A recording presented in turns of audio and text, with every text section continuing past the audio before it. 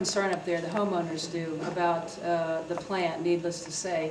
And it seems to me from the people so far who have contributed to our legal fund, which is now over $20,000 and growing, that there are two main interests that we have. Number one, we are concerned with the increase that which we are going to foot, which everybody points out, well, we'll just let the rate holders do it. That means us. That means us.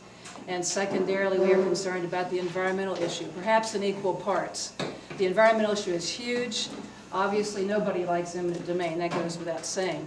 But the homeowners have given us money and have put the notes when they have donated this 20,000 plus, and it's growing, to say that we want the 8 Rivers plan to be considered very seriously, and only if it is not a viable option do we then consider something else. Now, we think somebody independent ought to be brought in to examine it, and that all members of the PSD should listen to the 8 Rivers presentation.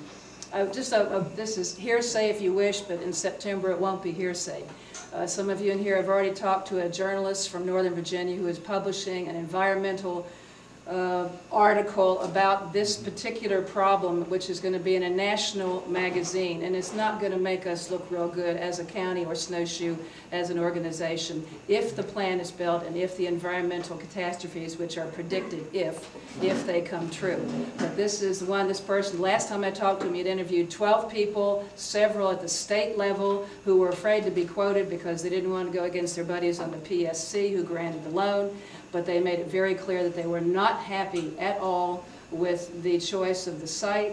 He also said of the 12 people he talked to, and that's growing, that was several weeks ago that I talked to him, he's talked to more since then, that nobody was for the plant being built where it's proposed except those who had a personal monetary interest in it being built there.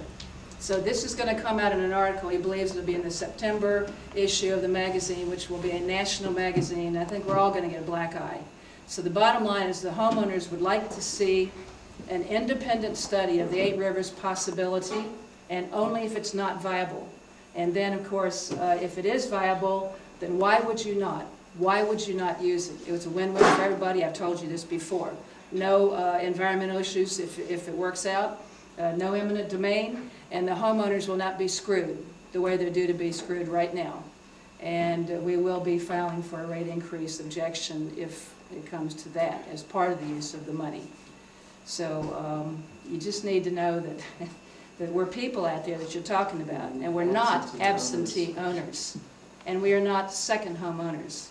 In my case, I'm a retired school teacher. The only home I own is that. I live there full time. I work my butt off for the homeowners, and I try to do the right thing here in the county. I'm a voting member of the county, and I think it's a shame that it has come to all this, and that the homeowners are treated with such disrespect, you know. So that's just the will of the people seems to be irrelevant in this case. In 2004, Mr. W.D. Smith announced in the Pocahontas Times that they had chosen the Sharp Farm site as the location for the new treatment plant. In my mind, I was told that the Public Service District Board is running this project. Yet in 2005, about 5 days before the hearing that was the Public Service Commission was going to hold, I asked, why did you all choose the Sharp Farm? And it was discovered that no one had ever voted to use the Sharp Farm site as a site. Now that is a very serious matter. Who is running this project? How can you announce in the paper a year before and then you as a board have never voted on it? And then I went further at that meeting and asked, well, if you've never voted about which sites you want, have you ever voted to do the regional project? And the answer was no. So you all had special meetings to get all that in before the hearing in June of 2005. You talk about studies that you did. Isn't it true, Mr. Carpenter, that you designed the entire plant, and then after it was designed, the pipelines, then you went back because of the controversy surrounding it that was brought to your attention after the fact, hired your microgravity person? It's not, you intimate these things that you hired these, Dr. Morgan was called the night before the June 2005 hearing. He told us in person that you guys called him the night before to testify at this hearing. It doesn't sound like you all went in months and months and months, studied and did all these environmental studies. You say it's more economically feasible to use the gravity system and it costs more money to go down the road. Well, Ike Morris, during this famous meeting with Mr. Holt and everybody where it was, I guess, decided... There was no famous meeting. That is a lie. It is false. Isn't it his statement?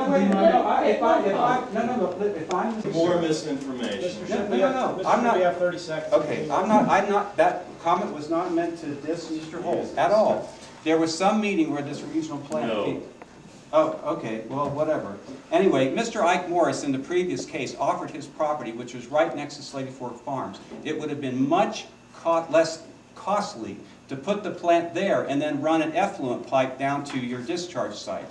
And then also, you all decided on taking the Sharp Farm based on an erroneous comment or statement by your lawyer or the DEP or somebody that said that you had to build the site at the Sharp Farm. You'd have to spend all this extra money to put the effluent, pump it back up to the Sharp Farm site.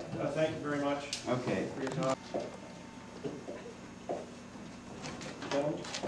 The 500. There's also the next step up is the 551.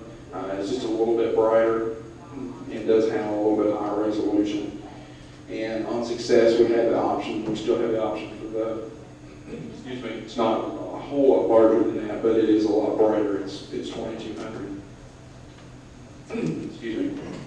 Handhelds are still pretty much the same. The prices have dropped. The high end of the Palm 515